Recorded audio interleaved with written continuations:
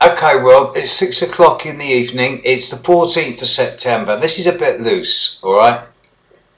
I have no idea how this happened, and it has nothing to do with me. But apparently, on Friday evening, 48 hours ago, on one of the mainstream channels of British television, Channel 4, on the news programme, Channel 4 News, they ended Channel 4 News with a mashup and an intermixing of different things topical for the day. And my video on Scotland and separation, 3 or 4 clips from it featured quite strongly, along with footage of Nigel Farage, the UK Independence Party leader, and pictures for some reason of Helen Mirren pretending to be the Queen. And next thing, I didn't know anything about this. Next thing you know, I'm getting lots of emails from people going, "You were on Channel 4 News last night. You were on the news." And I'm going, what? So on the one hand, there's actually something really significant here. An astrologer was on the mainstream main evening news on a major UK television station. That's not happened.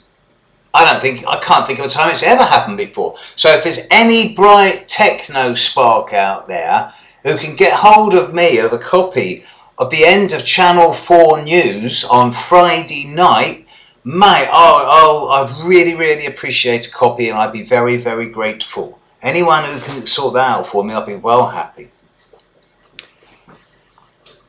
Apart from that, I've started sending out to my top 100 clients. You've received an email advertising pre-release copies, a pre-print sell issue of the book, Pluto, the Law of Pluto, Reshaping the Void.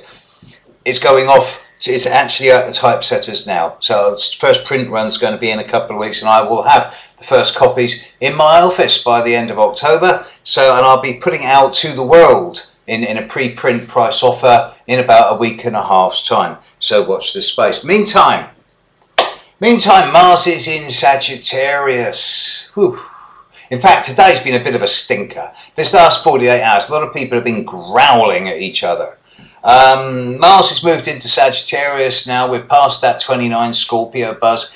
And all day today, Moon's in early Gemini, Mars is in early Sagittarius, Neptune in early Pisces. It's been a bit of growling around and a bit of vagueness and tiredness and confusion.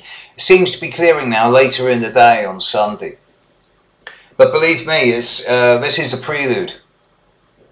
Mars is actually the saving grace of a number of issues over the coming weeks, but we're heading seriously into eclipse land now. There's still an element of full storm. We're in Mercury retrograde shadow. There's not going to be massive developments apart from sort of at the localised level, by which I mean Scotland, Ukraine, the Middle East, yes, over the coming week or so. Once we're past the new moon, the Libra new moon, very start of Libra, we then head towards this Aries eclipse full moon, the one that's going to have massive repercussions on a large number of people worldwide. In fact, the only area that doesn't seem to be being affected on this is that of America. Barack Obama's chart's not being hit, Tony Abbott's is, David Cameron's is, Vladimir Putin's is, and the horoscopes of the British royal family as well. I think there's some absolutely massive changes coming up, and over the coming week I'm going to be doing a set of videos specifically on individual charts of world leaders, and if anyone's got any decent birth data on Tony Abbott, I'd really appreciate it. I can't find out when he was born. I'd love to know. As we speak, Mars is now moving into Sagittarius, and he's kind of now setting a trend. Saturn's going to move there in a couple of months. We're getting more and more yes, no, black, white towards this idea of religare, religion. And the fundamentalism that's becoming more and more apparent as mainstream religion falters, so fundamentalism rises in the short term. We'll see, we'll see. Big part of what's coming up. Meantime, have a great week. Catch you soon. Bye.